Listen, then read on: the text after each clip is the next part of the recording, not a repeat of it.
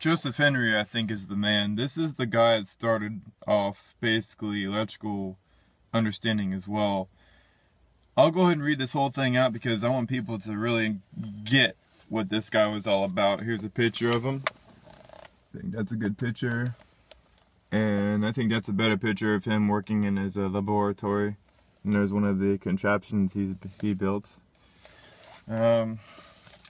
Joseph Henry was born in 1797 and he died in 1878.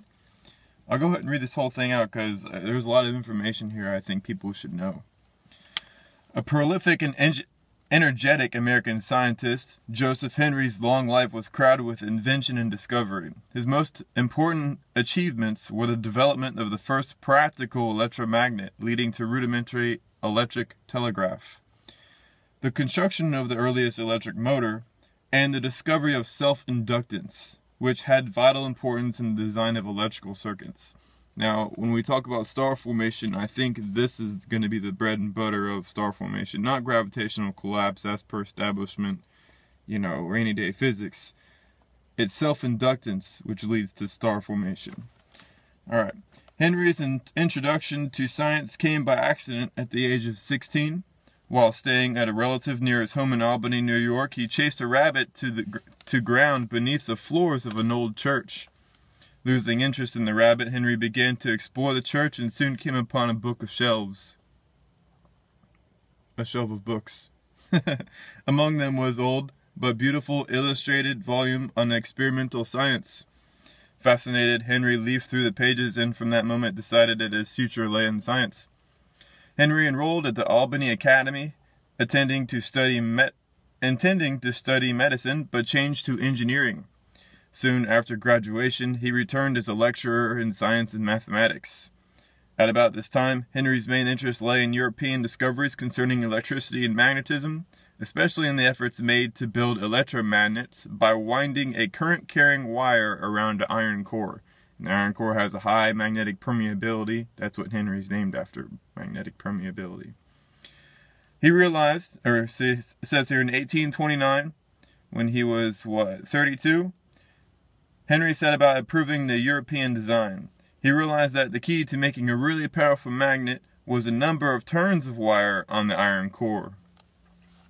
In order to make it possible to have a large number of turns without short-circuiting the coil, he struck up the idea of insulating the wire using strips torn from his wife's silk petticoats. I'm sure his wife wasn't very pleased about that.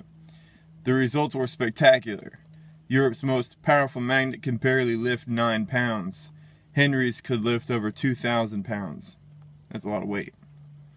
Henry realized that the practical uses of electromagnets were not confined to their strength.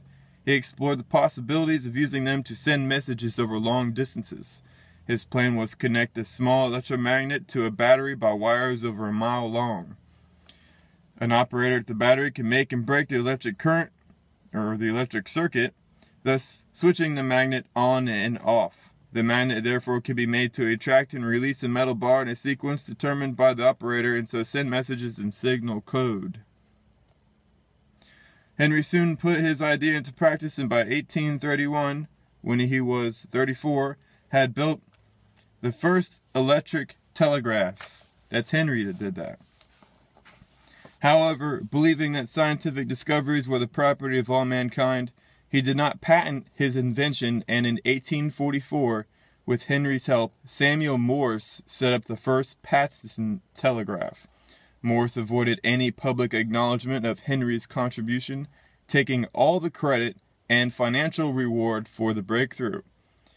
Henry was just like Tesla, my friend. He believed that inventions and discoveries belong to all humanity. This is a very noble man, and he is somebody to learn from, my friends. Morse was the capitalist. Ooh, how much money can I make off of this? Two completely different kinds of minds. The minds that create and want to give for free, and the minds that want to make money and steal from other people. I remember Bill Gates. Bill Gates is one of the stealing kinds of people. We see that through history. If you really pay attention, it happens quite often. Another of Henry's achievements was the discovery of self-inductance. In 1830, he published a paper describing how an electric current in a coil can not only induce a current in another coil, but also in itself. The overall current in the coil is therefore a combination of the original current and the self-induced one. His discovery was to be of major importance in electrical circuit design, especially where the maintenance of a particular level of current is crucial. At about the same time, Henry drew together much of the current knowledge of electricity and magnetism to produce the design for the first practical electric motor. It was the first of efficient conversion of electrical energy into mechanical energy and created a revolution in everyday life. Notice the conversion of electrical energy into mechanical energy, meaning motion.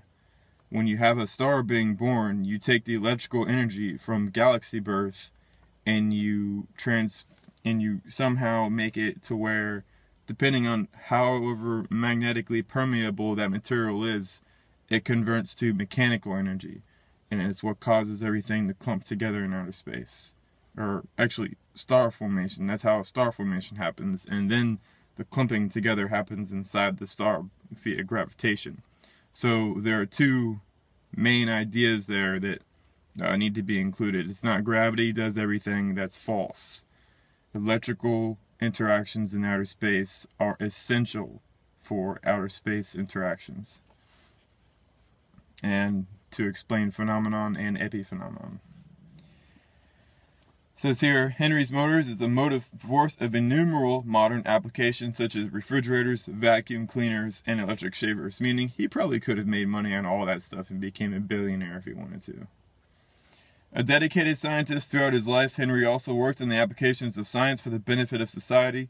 In 1846, he was elected the first secretary of the newly formed Smithsonian Institution and proved himself a brilliant administrator. He used his influence to set up a means of drawing together weather reports from all over the country using the Morse telegraph, even though he's the one that invented the whole thing.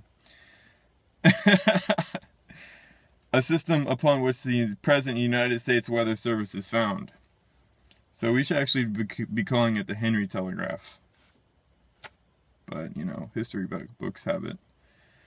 Henry's death was marked by public mourning throughout America. His funeral was attended by the President of the United States and many members of the cabinet.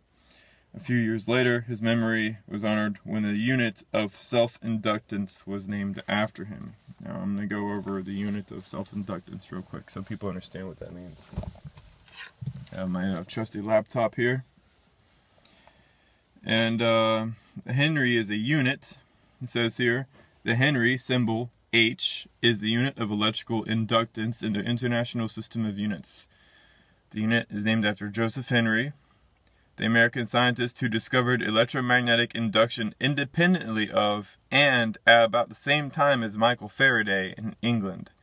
So Henry is basically the American version of Michael Faraday. And when it comes to his giving ideas away for free without patent, he's similar to Tesla. So this is a very noble character. It says here, the magnetic permeability of vacuum is 4 pi times 10 to the negative 7 henries per meter. So basically, the inductance of electrical current is 1 henry when electric current that is changing at 1 ampere per second results in electromotive force across the induction of 1 volt. I'll go ahead and go over more of that. Here it has an inductor composed of a wire around a magnetic core used to confine and guide the induced magnetic field. That's a good picture of something. But what I want people to understand is the reason why inductance is important and permeability of material is important is because when you have a large gas cloud in outer space and you have a lot of charged material, that material has a specific permeability and it can interact in ways that are electrical, which cause it to behave strangely and undergo what's called a Z pinch. If you have enough of that material moving, it will clump and pull itself together very, very, very strongly and get really, really, really hot. And in that area where it gets hot, that's where the star begins forming. And what establishment has is the gas cloud without mechanism, just gravitationally collapsing. See, big gas cloud becomes real hot gas cloud.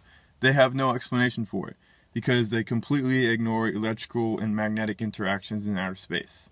And of course, Hans Alfvén said that many of the phenomenon in outer space can be explained with electrical and magnetic energy. So that's our story time for today. I gotta go ahead and get to work. Today is August 25th, 2015. Take it easy, everybody.